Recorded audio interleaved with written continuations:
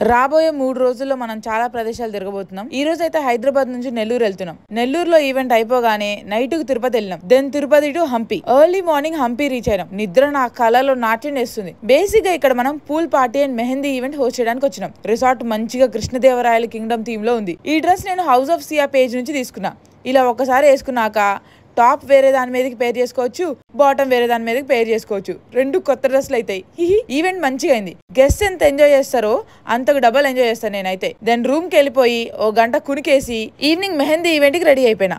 Love the setup. ఈ dress నేను she needs Chandanagar లో కొనుక్కున్నా. వీడు నా మెహందీ ఈవెంట్ హోస్ట్ చేసేటప్పుడు వీడియో తీయకుండా గేమ్స్ ఆడుకున్నాడంట గైస్. అందుకే ఎక్కువ వీడియోస్ లేవు.